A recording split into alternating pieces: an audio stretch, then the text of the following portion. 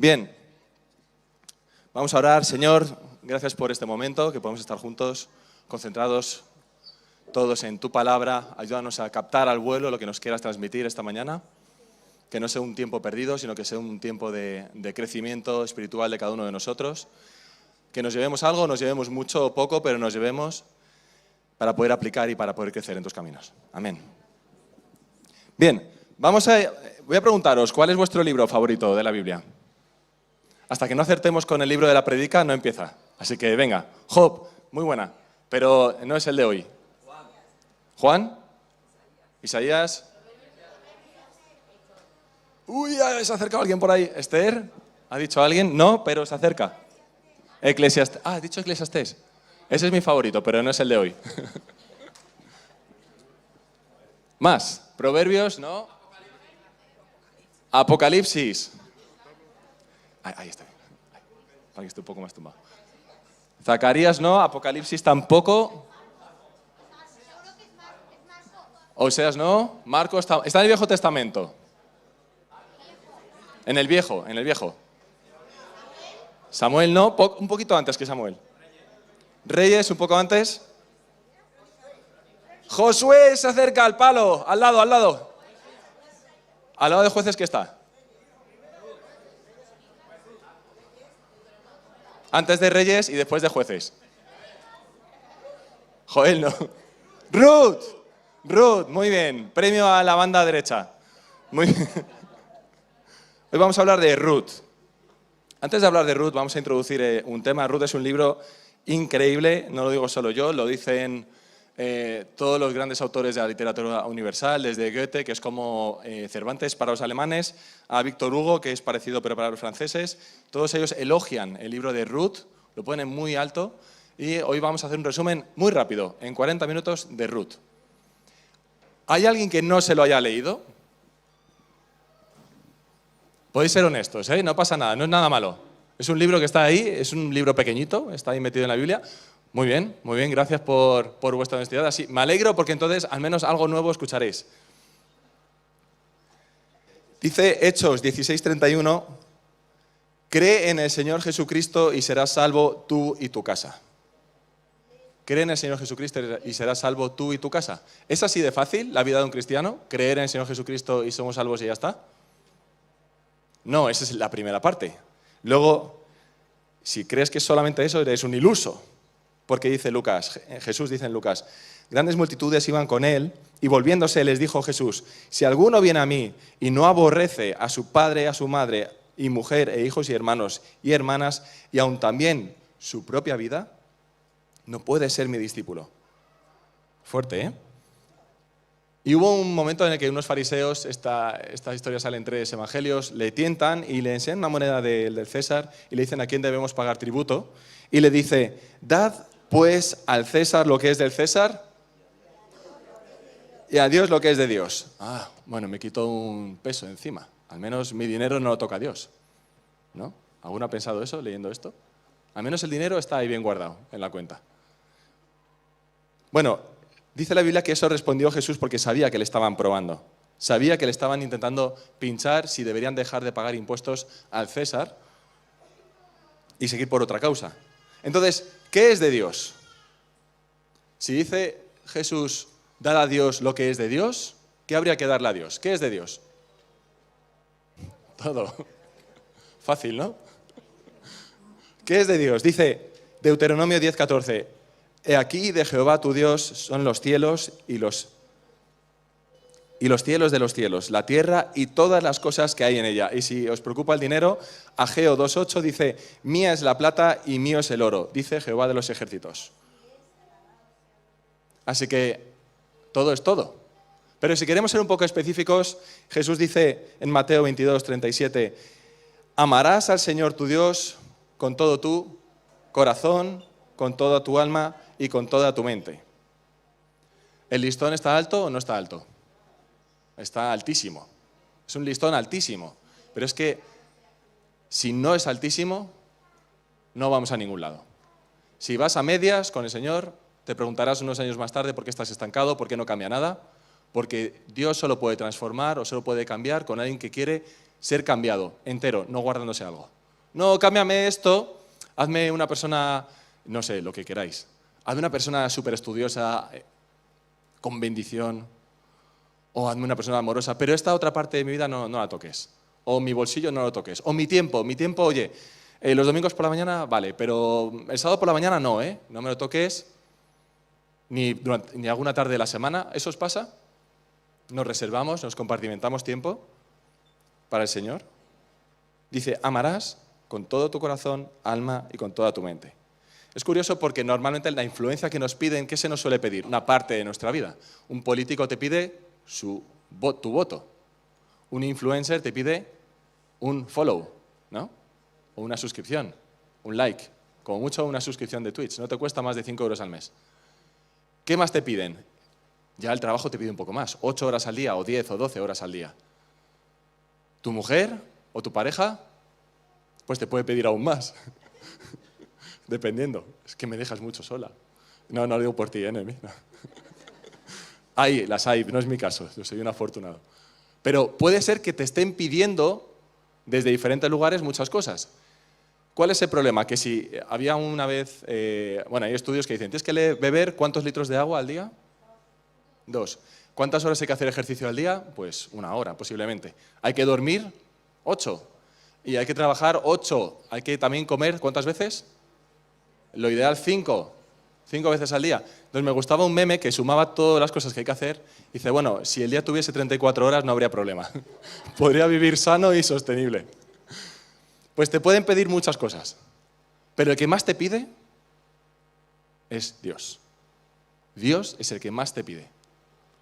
Lo curioso es que Dios es un caballero porque no lo quiere para sí. Él no necesita. Dice la Biblia que Él no necesita. No nos necesita a nosotros para que hagamos una iglesia bonita. Él puede hacer un Andrómeda en un segundo. Pero la continuación es una segunda parte. La primera parte es que Dios quiere todo de ti. Y si no le das todo de ti, os garantizo que los resultados no van a llegar igual. Y lo vamos a ver en esta historia. Porque esta historia es increíble, es radical. Ruth me encanta. Hay mucho en esos 4 capítulos. Y cuando dice la Biblia, también dice Pablo, que todo pensamiento es traído cautivo a los pies del Señor, me recuerda mucho a Ruth, porque todo lo que dice y todo lo que hace va en una misma línea. Vamos a ir a contexto. Ruth, página 453 de vuestra Biblia. Justo antes de Ruth están los jueces. Si nos situamos históricamente, imaginaos... Nora, ven aquí, porfa. Imaginaos que David es... Bueno, David no, porque David, Juan Carlos, es nuestro Moisés. Por favor, ¿puedes venir aquí, Moisés? Nora es Cleopatra.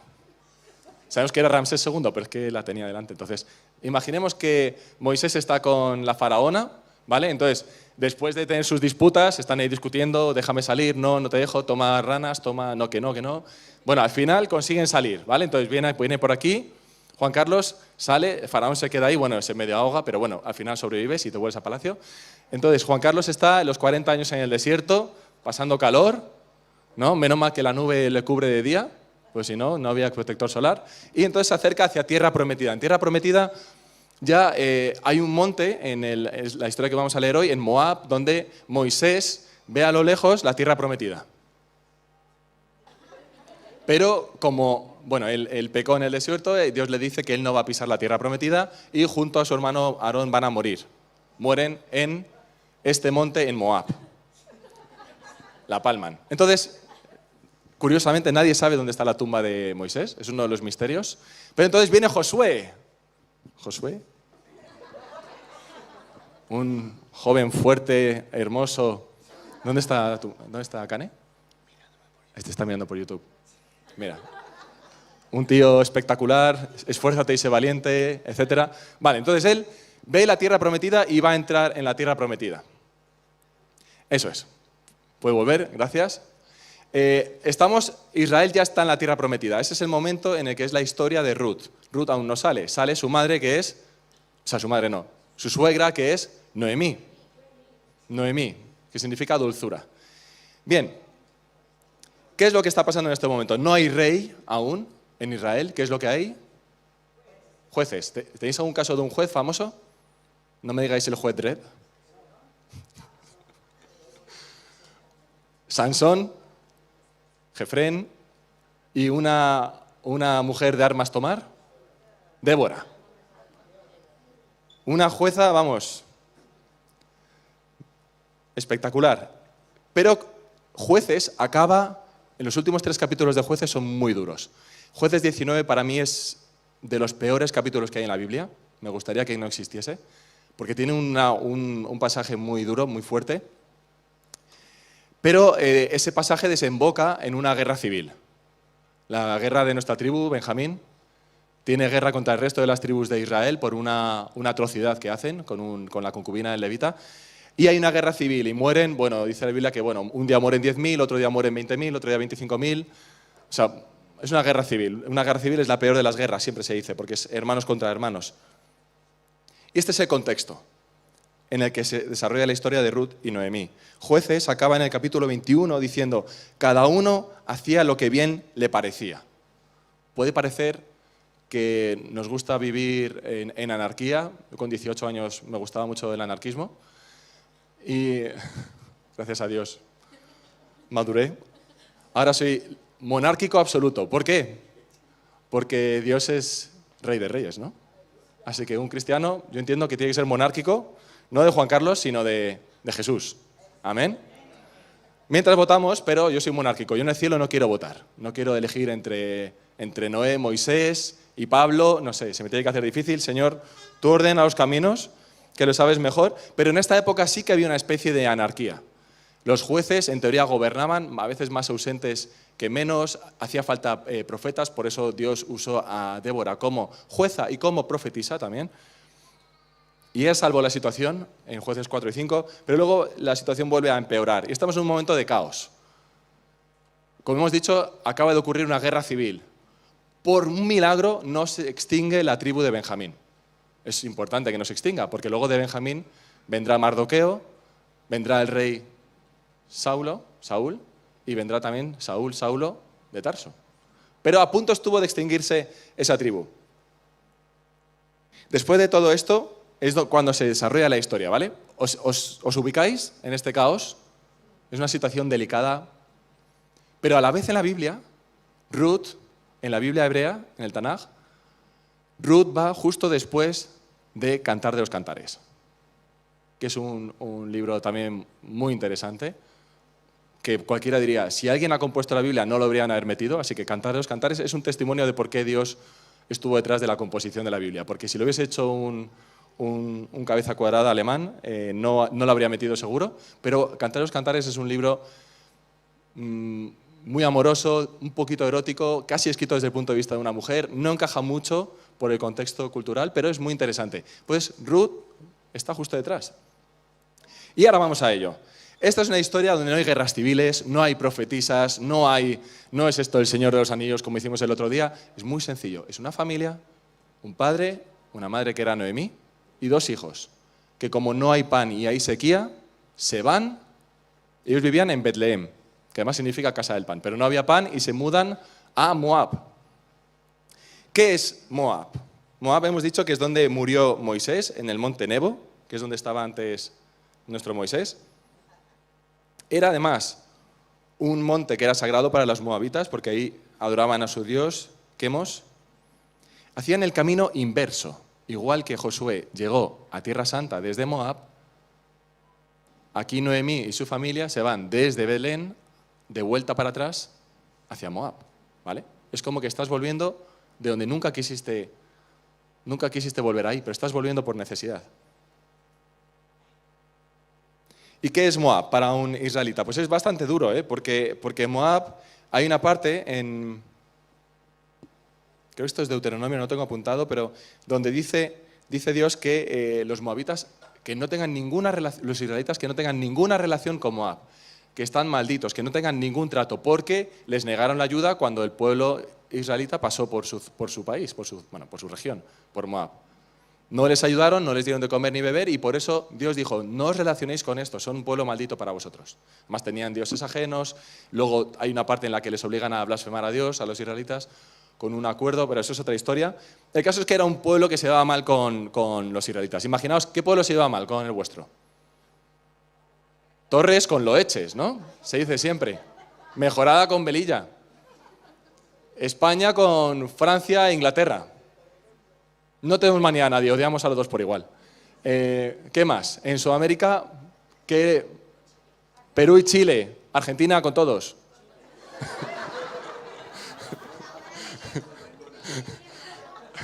¿Qué más? ¿Qué más casos hay así de rivalidad? Alemania y Polonia. ¿Qué más? ¿México con quién? ¿Con Estados Unidos? Ya no. Hace tiempo. Pues esto, imaginaos una rivalidad entre dos países parecida a esta, ¿vale? Es importante tenerlo en cuenta, porque Ruth aún no ha venido, pero Ruth era moabita. Moab viene porque Moab era el hijo de una de las hijas de Lot. ¿Os acordáis de Sodoma y Gomorra? Sodoma y Gomorra, cae el fuego del cielo, esa zona donde además decía la Biblia que hay betún, y hoy está demostrado arqueológicamente que hay betún, el betún es un petróleo, entonces quema fácilmente, es fácil que la Biblia explicara que las ciudades ardieron porque es una zona, mal dicho, petrolífera, entonces salía el betún y las ciudades ardieron. Entonces Lot se fue con sus hijas y con su mujer y les dijo Dios, no miréis para atrás. ¿Y qué pasó? Me llama la atención que le pasase a la mujer de Lot. Lo normal es que le pase a Lot, porque si quieres que un hombre haga algo, dile, a que no hay narices. Hay varios sinónimos de narices, pero si tú le dices eso, ten por seguro que lo va a hacer. Pues Dios le dijo, no mires atrás. ¿Y quién miró atrás? No fue Lot, eso es un milagro, claramente. Pero bueno, su mujer sí miró atrás y quedó, ¿cómo quedó? Como una estatua de sal. Dicen que hoy en día el Mar Muerto cubre la zona donde estaba Sodoma y Gomorra, porque ha tenido desplazamientos geológicos, y hay unas columnas de sal en el Mar Muerto. Como sabéis, es un mar muy salado y según se va retirando, se va desecando, van quedando columnas de sal. Entonces dice la leyenda que en una de esas columnas está la mujer de Lot. ¿Qué pasó? Que Lot se refugió con sus dos hijas en unas montañas y como las hijas tenían miedo de que no hubiese descendencia, y esto es otro capítulo un poco turbio de la Biblia, los menores de 18 años no escuchéis, entonces las mujeres emborrachan a Lot y cometen incesto. Y se quedan embarazadas de dos señores. Uno es Moab, el mayor, y el menor es Ben-Amí, que no es Ben-Amí, sino Ben de hijo Amí. Que de ahí viene el pueblo de Amón, los amonitas. Entonces, estos son los hijos de Lot. Todo este rollo lo contamos, también hay que entender el contexto. En aquella época el incesto no estaba aún prohibido por Dios. Dios prohibió el incesto en el Levítico, y el Levítico se escribió aproximadamente acerca de 1440 a.C. La historia de Lot y sus hijas y Sodoma y Gomorra varía la datación. Los últimos estudios dicen que el año 3000 a.C., muchísimo antes que todas estas historias. En aquella época no solamente pasó con Lot, Abraham, Sara es la hermanastra de Abraham. También es un incesto de un familiar cercano. Y no es el único caso. También la madre de Moisés, Juan Carlos, lo siento. La madre de Moisés era la tía de su padre. Así que también había ahí una especie de incesto. Esto, hay explicaciones científicas, ya sabéis que Dios se adelanta, a veces la ciencia le da la razón, a veces tarda muchos milenios, pero en aquella época se da por hecho de que el riesgo genético de malformación genética no era tan abundante, que también tiene sentido, y entonces no había tanto peligro de que se cruzaran los ADNs de una misma familia, digamos, de unos mismos individuos, que es donde si los dos heredan el mismo defecto genético, lo heredan los hijos. Pero cuando uno de los dos no tiene el defecto genético, normalmente prevalece la no deformación. Por eso es bueno, si te casas o procreas con alguien que está en la otra parte del mundo, es lo más saludable que hay. ¿Vale? Por eso se dice, o Dios prohíbe, que a partir de cierto punto, en el Levítico, no te cases con ninguna familiar.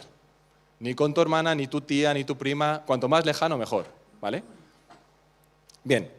Así que, este es el contexto. No podemos tampoco culpar a las hijas de Lot. A ver, el tema no es emborrachar, ¿vale? No hace falta, no emborraches a tu padre para eso. Eso está mal.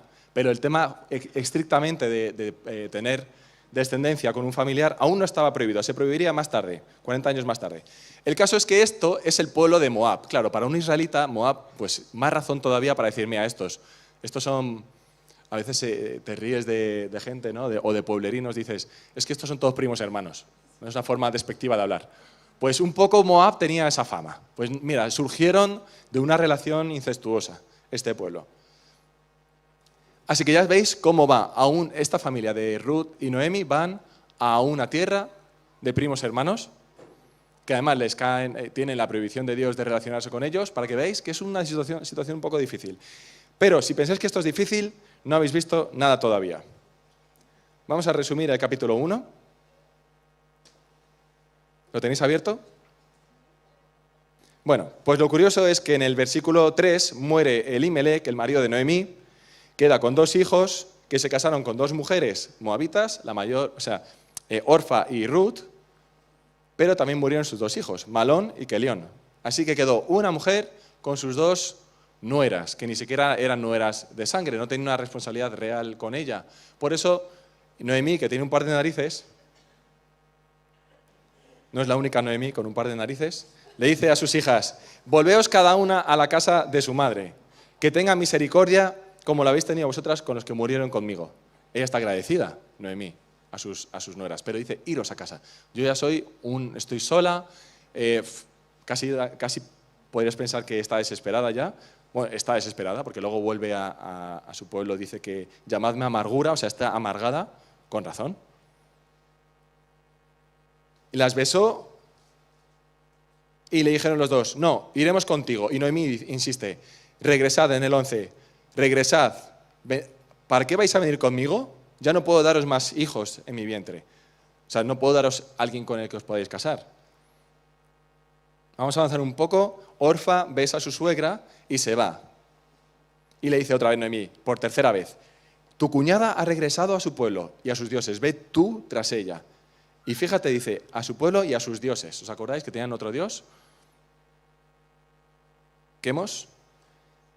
Pero aquí viene el versículo. Lo habéis escuchado en bodas, lo habéis escuchado en dedicaciones, en la aplicación de la Biblia. Este es uno de los versículos más famosos de la Biblia, de los más destacados, y es puro oro literario. Dice Ruth, no me ruegues que te deje y me aparte de ti, porque a donde quiera que tú vayas, iré yo, y a donde quiera que vivas, viviré.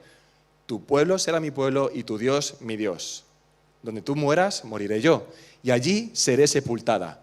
Traiga Jehová sobre mí el peor de los castigos, si no es solo la muerte lo que hará separación entre nosotras 2.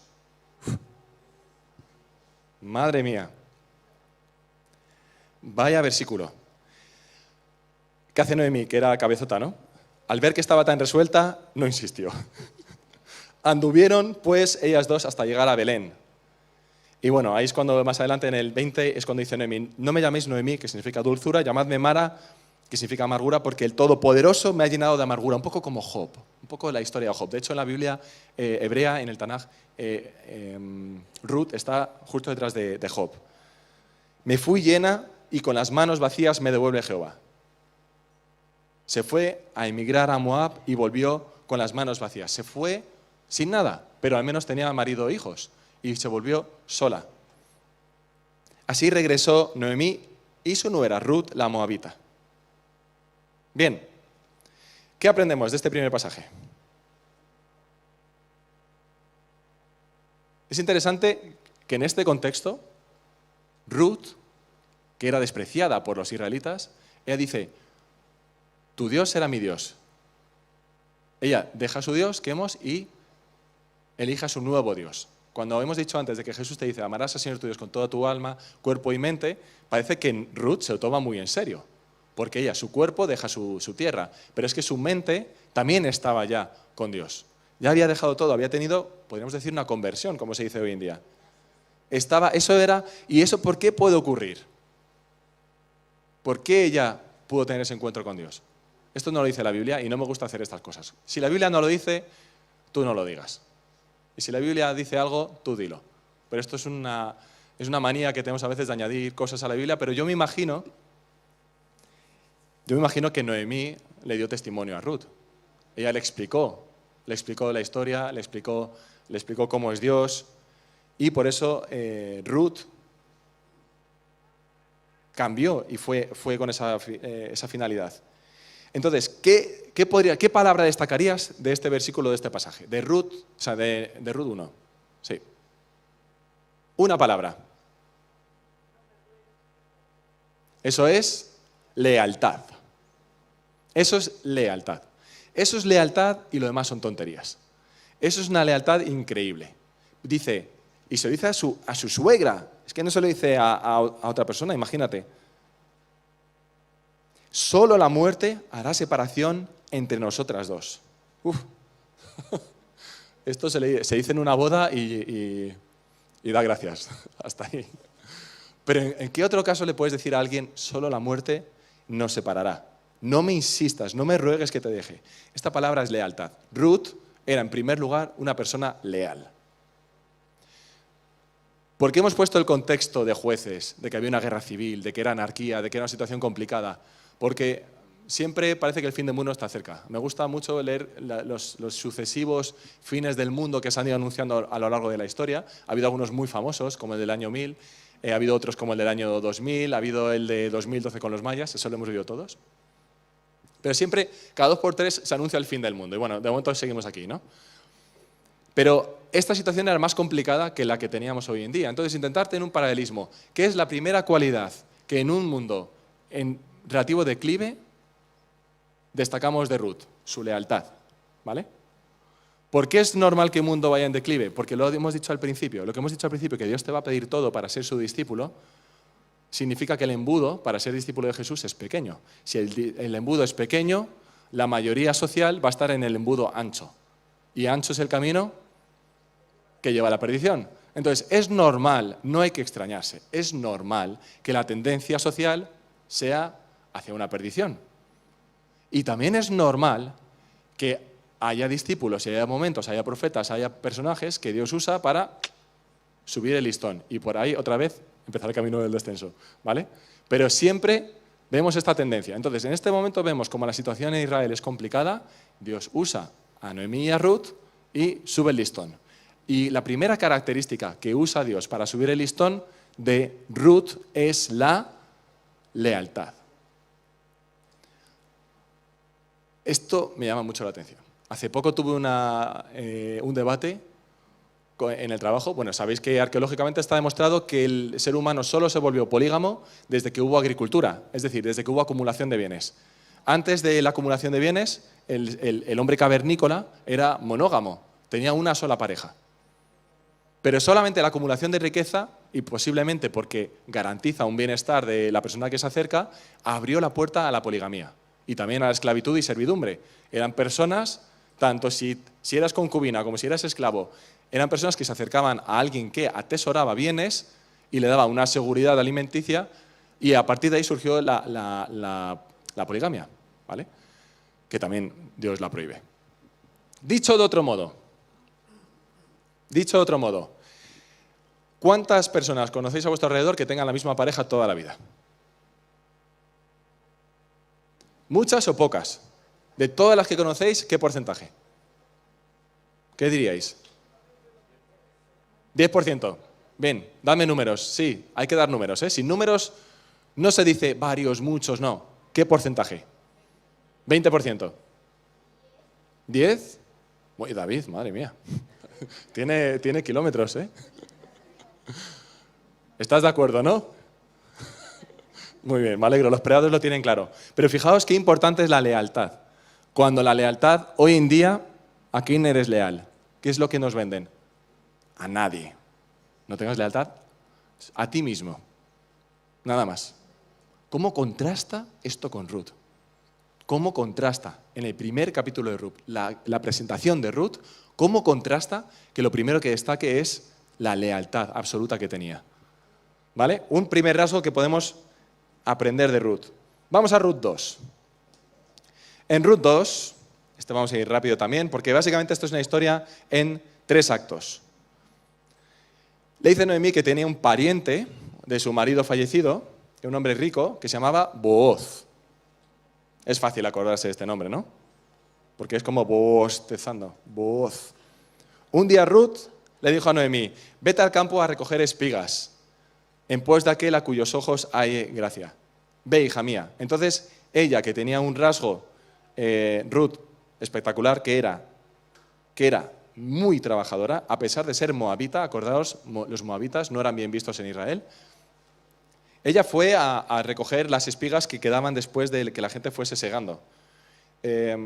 Fíjate, las espigas. Esto siempre lo cuenta Alfredo, ¿no? Cuando se corta, te llevas el grano y tiras la espiga. Pues ella estaba recogiendo las espigas. O las espigas que quedaban, que a lo mejor podía quedar un poco de grano, e intentaba sacar el último grano que quedaba. Y entonces llega Booz y le dice a los segadores, ¿esta señora quién es? Y dice, es la joven moabita que volvió con Noemí. Me ha dicho, te ruego que me dejes espigar y recoger tras los segadores entre las gavillas.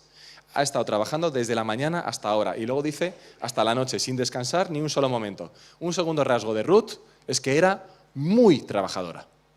Era muy currante, estaba desde la mañana hasta la noche recogiendo espigas. Entonces Booz se conmueve y le dice en el 8, no te vayas ni recojas espigas en otro campo, te quedarás aquí junto a mis criadas. Entonces ya le deja que siguen y síguelas. Y les he dado un mandato, que no te molesten. Cuando tengas sed, ve a las vasijas y bebe del agua que sacan los criados. Y entonces, fijaos, tercer rasgo, ¿vale? Primero, lealtad. Segundo, trabajadora. Tercer rasgo, le dice en el 10, ¿por qué he hallado gracia a tus ojos para que me favorezcas, siendo yo extranjera? Aquí volvemos a lo de Moab. Ella sabe que es moabita. ¿Por qué me favoreces y me dejas recoger de tu cosecha? Y luego Booz le responde, sé todo lo que has hecho, has dejado a tu padre y a tu madre para venir a un pueblo que no conociste, que Jehová te recompense por ello. ¿Ves? Esa es la primera, luego lo veremos en el capítulo 3, habla de esto. Booz, él recuerda esta conversación y le dice, que Jehová te recompense, es la primera bondad. Y también mola porque dice, y recibas tu premio de parte del Señor, Dios de Israel, bajo cuyas alas has venido a refugiarte. No está hablando de sí mismo, sino que está diciendo que te bendiga Dios porque has venido a refugiarte bajo sus alas. No habla de su campo. Él podría decir, yo te doy de mi campo. No, él está diciendo sus alas. Él está entendiendo que él es un medio de Dios para bendecir a Ruth. Aquí es humilde también Booz. Pero ella le responde, Señor mío, me has mostrado tu favor y me has consolado. Esto hay que verlo como que luego se casarán, ¿vale? Así que hay que verlo desde el punto de vista romántico, ¿vale? Es el primer encuentro. Señor, me has mostrado tu favor y me has consolado. Has hablado al corazón de tu sierva, aunque no soy ni siquiera como una de tus criadas. Yo me parto con Ruth. Es que habla la tía, habla espectacular. Has hablado al corazón de tu sierva, aunque no soy ni siquiera como una de tus criadas. Me recuerda un poco como a las películas estas de la Edad Media, de la corte, ahí con una tacita, aunque eso ya es más bien la ilustración, pero ¿sabéis? Estas damas como un poco refinadas y tal. Pero fíjate cómo habla ella. Parece una señora que la han educado desde niña con, no sé, con unos profesores. Y no, ella estaba recogiendo espigas, pero fíjate cómo habla. Y entonces le dice Booz a la hora de comer, ven, moja el pan, moja tu vinagre. O sea, ya le dice que ella se sienta a comer con todos, como si fuera una de sus criadas. Bueno, entonces sigue la historia. Le dice que coja también espigas de las que tienen más fruto. Bueno, en total, vuelve a casa, su suegra le dice, ¿dónde has estado hoy? Y ella le cuenta un poco todo lo que ha hecho. Y aquí pasa algo importante.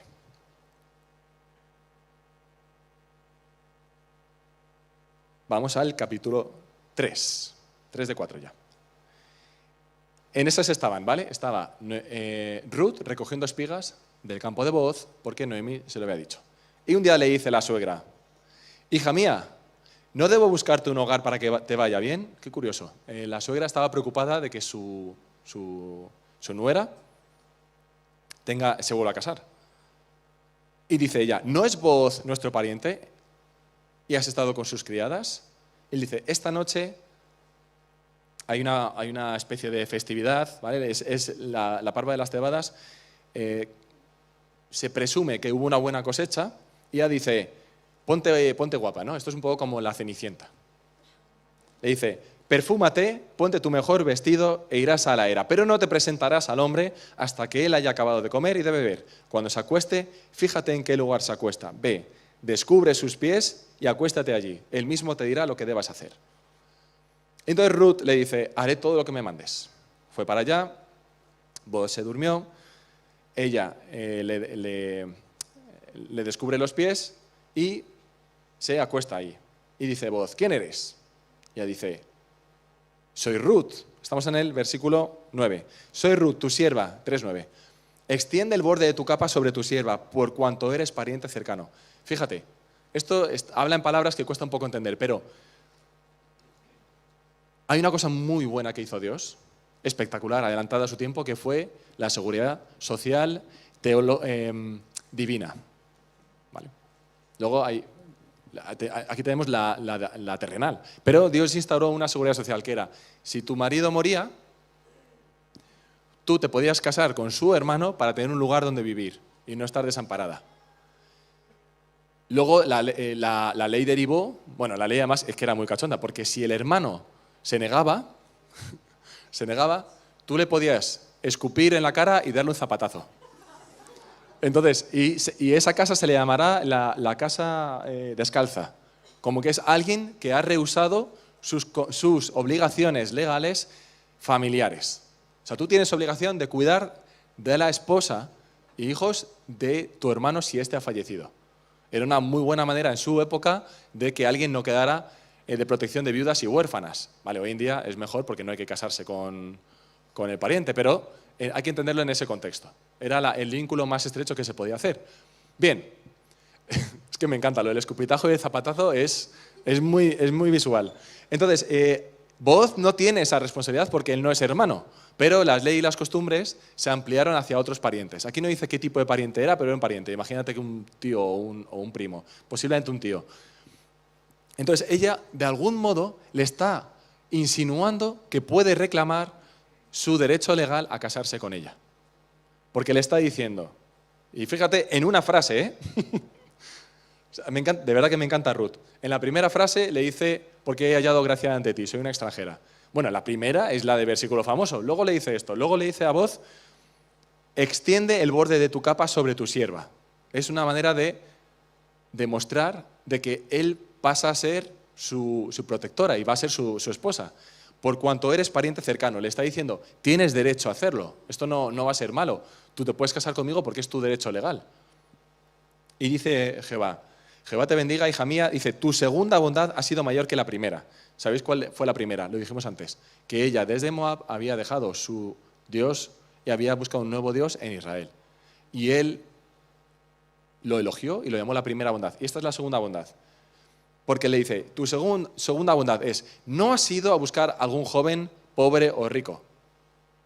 Y él dice, no temas, este hombre también era un tío de 10, dice, no temas, haré contigo como tú digas, pues toda la gente de mi pueblo sabe que eres mujer virtuosa.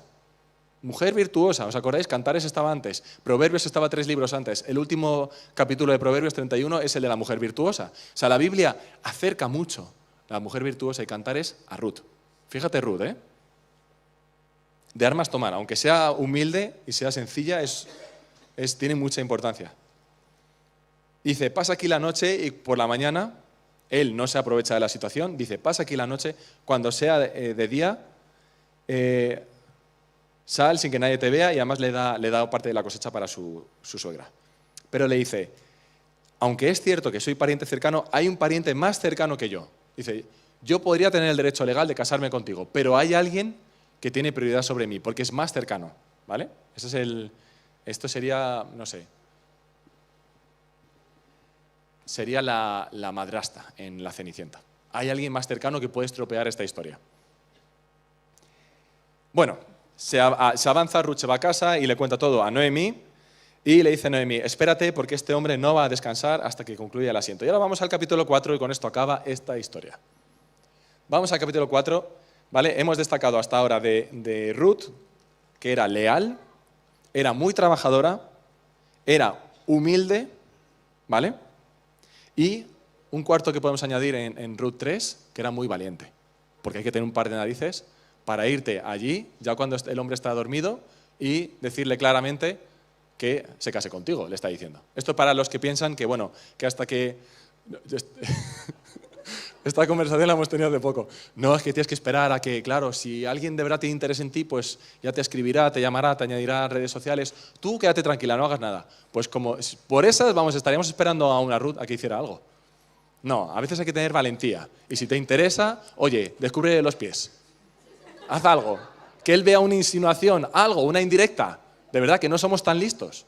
No somos tan listos. Al menos no nos damos cuenta. Y yo a veces lo hago con Emi, dice, ¿no te das cuenta que yo ya mostraba interés? Digo, yo qué sé, no tengo ni idea. O me lo dices, oye, pues me insinúas algo más, pero si no, yo no me doy cuenta de que podrías tener interés en mí. Pues esto es parecido. Ruth fue allí, toma, te levanto los pies, eres pariente cercano, te puedes casar conmigo. ¿Qué dices? Ya está. Soltería solucionada. Era una mujer valiente, leal, trabajadora, humilde y valiente, ¿vale? Y ahora vamos a el desenlace. Voz. Este no se queda atrás, ¿eh? Este hombre va, y según dice la tradición, va a la entrada del pueblo, pregunta por el pariente cercano, estamos en el versículo 1, y le dice, fulano! Fulano no es hebreo antiguo, ¿vale? Simplemente que no se nombra y se usa como un equivalente. Pero mola porque la Biblia usa fulano. Ven acá y siéntate. Y llamó a 10 varones de los ancianos de la ciudad, que eran los testigos, según decía la costumbre. Y cuando se sentaron todos, le dijo voz al pariente, Noemí ha vuelto del campo de Moab y vende una parte de las tierras que tuvo nuestro hermano Elimelec. No es que fuese su hermano, es una manera de hablar de parientes. Decidí hacértelo saber y decirte que la compres en presencia de los que están aquí sentados, la propiedad, no a Noemí, y de los ancianos. Si quieres redimir la tierra, redímela. Y si no quieres, decláramelo para que yo lo sepa, pues no hay otro que redima sino tú y yo después de ti. Me encanta. Voz es súper transparente, es honesto. Le dice de primer momento, ¿qué hay? Entonces le dice fulano, yo la redimiré. Y entonces Voz le suelta el anexo 1 del contrato. Dice, cuando compres las tierras, también debes tomar a Ruth, mujer del difunto, para que restaures el nombre del muerto sobre su posesión. Y aquí se complica. Legalmente, el familiar cercano restaura a la viuda, se casa con ella, pero las posesiones del difunto marido no las hereda el hijo del nuevo marido, sino que las heredarían solamente los hijos de la viuda. ¿Vale? Por eso, el pariente dice, no puedo redimir para mí, no sea que perjudique mi herencia. O sea, lo que le está diciendo es, yo no puedo hacer este matrimonio porque yo ya tengo hijos y yo ya tengo una heredad. Y si hago esto, la heredad que ahora trabaje no va a ser para mis hijos. Y por eso dice, no perjudique a mi herencia. Redime tú usando mi derecho, porque yo no podré hacerlo.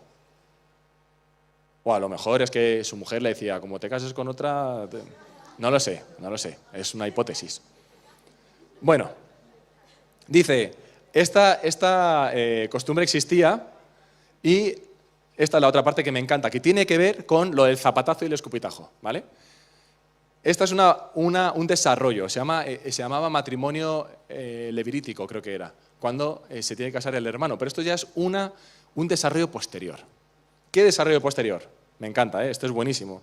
Yo quiero hacerlo igual, la verdad. Dice, desde hacía tiempo existía esta costumbre en Israel, referente a la redención y al contrato, que para la confirmación de cualquier negocio, uno se quitaba el calzado y lo daba a su compañero. Y esto servía de testimonio en Israel. O sea, si tú hacías un contrato con alguien, te quitabas el zapato y se lo dabas, y eso era como el certificado de que había un acuerdo y de que lo ibas a respetar. Tiene un poco que ver con el tema del zapatazo de la viuda cuando el hermano no hace su parte, no la protege, ¿vale? Pero bueno, esto en bonito. Y le dice, tómalo tú. Y se quitó el calzado. Se quitaron juntos el calzado mutuamente. Qué bonito, qué hermandad. Compartir olor de pies. Y dijo Voz a todos los testigos, vosotros sois testigos de que he adquirido de manos de Noemí todo lo que fue de Elimelec, el difunto, y de sus hijos. También tomo por mujer a Ruth, la moabita, mujer de Malón, para restaurar el nombre del difunto sobre su heredad, etc. Bueno. Lo dijeron todos que vale, adelante los testigos, dijeron que todo adelante, muy bien. Y esto sí que tiene un final feliz. Dice el 13, así fue como Booz tomó a Ruth y se casó con ella. Se unió a ella y Jehová permitió que concibiera y diera a luz un hijo. Y ahora ven otra parte curiosa. Las mujeres decían a Noemí, alabado sea Jehová, que hizo que no te faltara hoy pariente, cuyo nombre será celebrado en Israel, el cual será restaurador de tu alma y te sostendrá en tu vejez. ¿Veis ahí la pensión? Pues tu nuera que te ama lo ha dado a luz y ella es de más valor para ti que 7 hijos. Le dice, ya sabéis que los hijos eran lo más sagrado, le dice, tu nuera tiene más valor que 7 hijos. No está mal. Tomando Noemí al niño, lo puso en su regazo y lo crió. Y le dieron nombre a las vecinas diciendo, le ha nacido un hijo a Noemí. Esta es la frase, otra vez el 17. Le ha nacido un hijo a Noemí. Si lo pensáis, no es cierto. Porque Ruth no es familiar de sangre de Noemí. Y Booz es un pariente, tampoco es un hijo de Noemí. No puedes decir que te ha nacido un hijo, o un nieto sería en este caso, ¿no? Pero para que veáis lo cercano que se volvió la relación y para que veáis cómo al final Noemí, que dijo que la llamen Mara, que significa amargura, cómo le cambió todo, toda la historia. Esto sí que es un final feliz. Luego vamos a leer el último versículo, no quiero hacer un spoiler aún. Vamos a revisar los atributos de Ruth. ¿El primero cuál era? ¿El segundo? Trabajadora. ¿El tercero? Valiente. Y humilde. Y el cuarto, valiente. Y hay una cosa que me gusta mucho. Se dice mucho en estos libros que se escriben mucho de autoayuda para conseguir tus objetivos y todo esto. Siempre se dice que escribas o verbalices, digas lo que quieres obtener. Los cristianos llevamos haciéndolo desde que se inventó la oración. Esto es más viejo que Matusalén. Pero es muy bueno verbalizar, decir lo que quieres lograr. Y me encanta cómo, vamos a llamar, verbaliza Ruth. ¿Os acordáis? Lealtad. No me ruegues que te deje. El esfuerzo. Te ruego que me dejes ir al campo. La humildad. ¿Por qué he hallado gracia en tus ojos? Y la astucia. Soy Ruth tu sierva. Extiende el borde de tu capa sobre tu sierva. No por cuanto eres pariente cercano.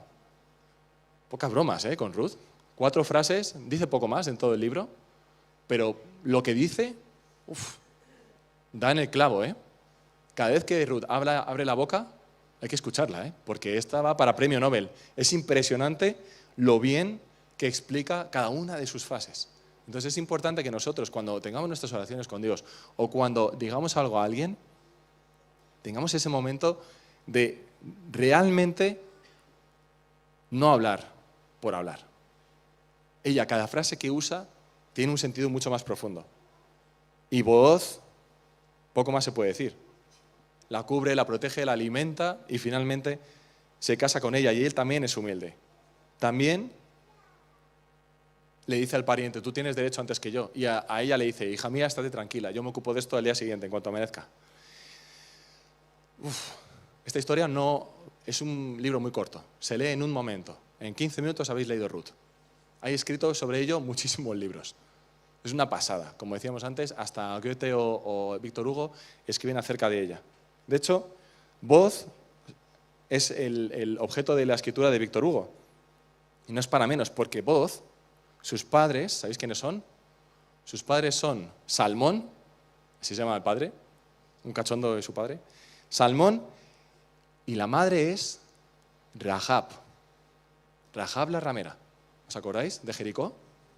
Cuando van con Leán a cruzar a la tierra prometida y pasan por Jericó y los espías entran en la ciudad y Rahab la ramera, qué pena que tenga ese sobrenombre. Fue un empleo que tuvo un tiempo, pero eso no la define a ella.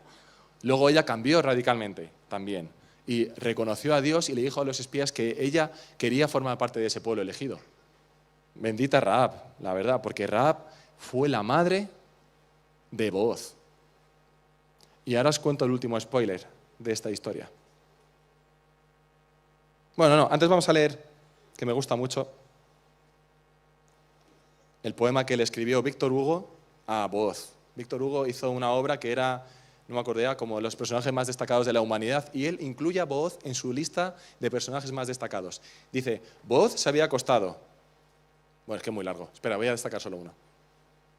Mientras dormía, Ruth, una moabita, se había recostado a los pies de Booz, con el seno desnudo, esperando no se sabe qué rayo desconocido cuando viniera del despertar la súbita luz. Booz no sabía que una mujer estaba ahí, y Ruth no sabía lo que Dios quería de ella. Un fresco perfume salía de los ramos de asfodelas. Los vientos de la noche flotaban sobre Galgalá.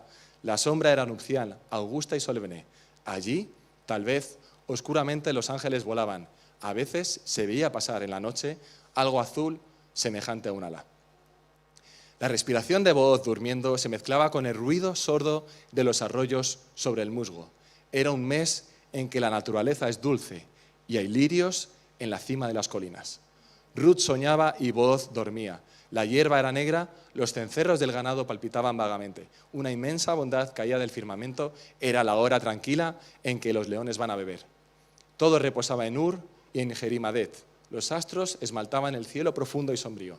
El cuarto creciente fino y claro, entre esas flores de la sombra, brillaba en occidente. Y Ruth se preguntaba, inmóvil, entreabriendo los ojos bajo sus velos, ¿qué Dios, qué segador del eterno verano había dejado caer negligentemente al irse esa hoz de oro en los campos de estrellas? Es un bonito poema de Booz y Ruth, la noche en la que todo se fraguó. Si podemos ir pasando, Danielson y compañía.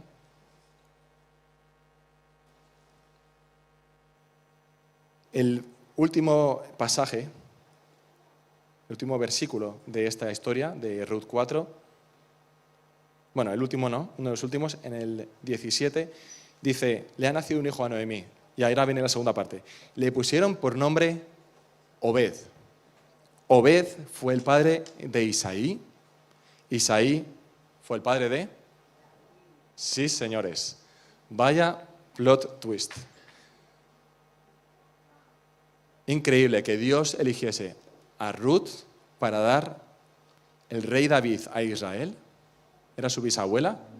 Y a nosotros, 1000 años más tarde, a Jesús. Porque en Mateo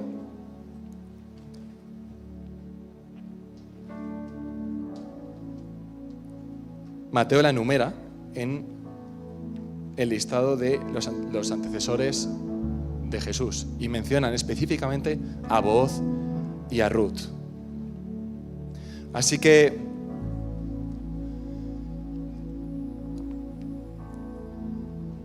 en primer lugar, como conclusión de hoy, si os podemos dejar un mensaje: ama a tu Dios con todo tu corazón, tu cuerpo y tu alma. No importa el precio a pagar, Él pagó con su vida. Y eso es realmente el camino de la transformación. Ese fue el camino que tomó Ruth, dejando todo atrás, su familia, sus costumbres, su tierra, y fue lo que permitió su transformación para ser clave para Israel y para nosotros posteriormente. Dice Juan 1:4, en Él estaba la vida y la vida era la luz de los hombres. La luz en las tinieblas resplandece y las tinieblas no prevalecieron contra ella. Y quizá en la época de jueces era un momento difícil para Noemí, pero cuando más resplandece la luz es cuando más oscura es la noche. Y quizá había un contexto de guerra civil, era difícil la situación para Noemí, pero Dios sacó una moabita para poco más tarde instaurar un reinado y cambiar totalmente la situación de Israel. Los atributos de Ruth: lealtad, valentía, trabajadora y humilde, son atributos que nos ponen otra vez en otro nivel. Diferencian, quizá hay algunos que sí son admirados hoy en día, pero no todos. Pero esos atributos son buenos, es bueno tenerlos muy presentes y decir, yo quiero ser así, yo quiero ser como Ruth, yo quiero ser valiente, quiero ser humilde, quiero ser leal, porque Dios es fiel. Y yo quiero ser como Dios. Yo quiero ser como Jesús. Jesús es fiel. Y yo quiero aprender la lealtad. Quiero ser fiel a los que tengo que ser fiel. Y por eso Obed fue lo que fue tan importante para Israel. Y vamos a acabar con Números 6:24. Esta es la bendición sacerdotal de Aarón. Aarón lo que hizo fue lo que hablábamos antes, igual que hacía Ruth, verbalizaba, le ponía voz a algo que ella quería hacer. Y por eso dice Aarón, Jehová te bendiga y te guarde, Jehová haga resplandecer su rostro sobre ti, tenga de ti misericordia, Jehová alce sobre ti su rostro y ponga en ti paz, que es la canción que vamos a cantar ahora, la bendición. Y Dios nos bendice, es cierto, pero es muy importante hacer como Ruth. También, si yo también quiero que seas bendecido, bendecir. Y recordarle a los que estamos cercanos, a los que están cerca de nosotros, que tenemos un compromiso. Tenemos un compromiso. Mientras cantamos esta canción, ¿por qué no dices a la gente que tienes un compromiso cerca que eres la única mujer de mi vida? Aunque no hace falta que me amenaces. Y mi zapato es un testimonio de ello.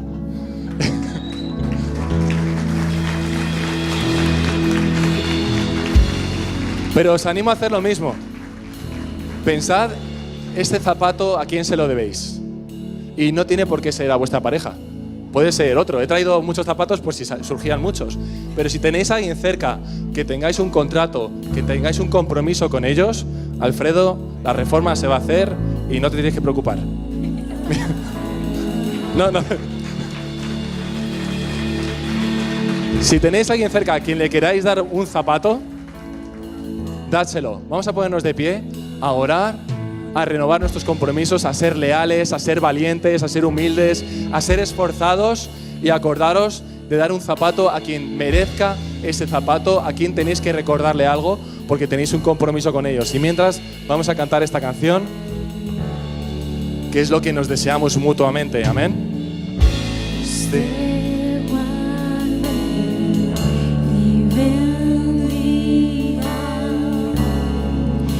Extienda su amor, te muestre Dios te mire con agrado y te dé paz.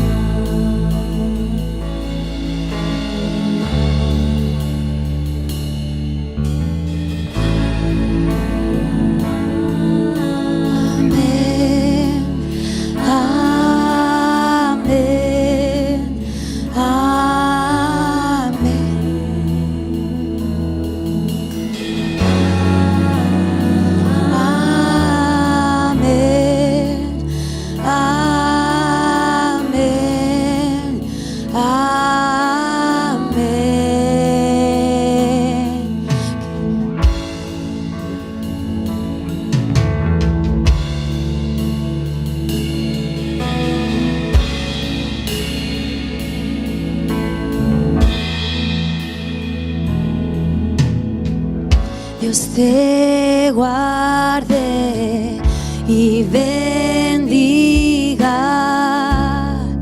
que extienda su amor y te muestre favor. Dios te mire con agrado y te dé paz.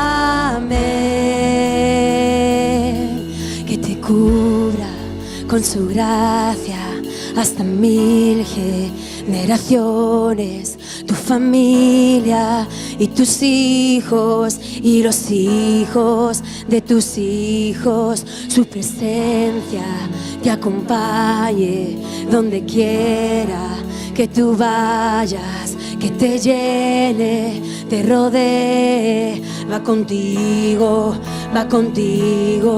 que te cubra con su gracia hasta 1000 generaciones, tu familia y tus hijos y los hijos de tus hijos, su presencia te acompañe donde quiera que tú vayas, de que llene, te rodee, va contigo de mañana y de noche, en tu entrada y salida, en tu llanto y alegría.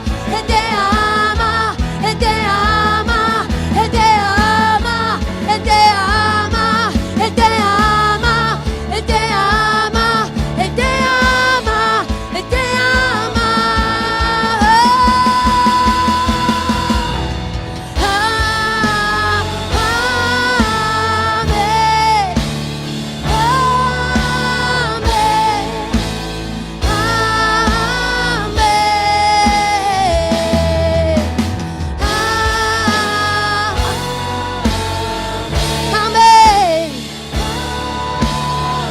Vamos, cántalo. Amén. Que tu gracia, con su gracia, hasta 1000 generaciones, tu familia y tus hijos. Vamos, decláralo sobre tu familia. Que su bendición nos rodee, que su bendición nos acompañe, que rompa las herencias del pasado y levante nuestra cabeza. De mañana y de noche, en tu entrada y salida, en tu llanto y alegría, Él nos ama. Él te ama, Él te ama, Él te ama, Él te ama, Él te ama, te ama.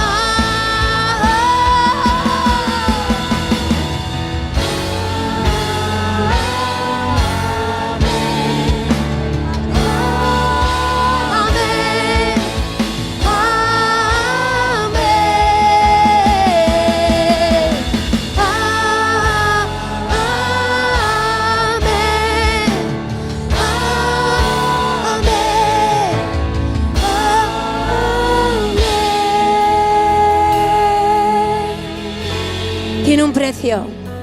Su bendición tiene un precio y hay que pagarlo. ¿Estás dispuesta, iglesia? ¿Estás dispuesta a ser leal? ¿Estás dispuesta a trabajar?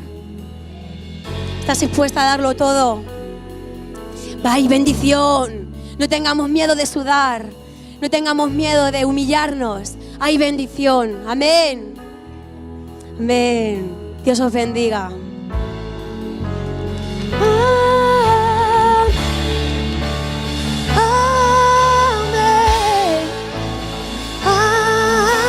Amén. Podéis saludaros en paz.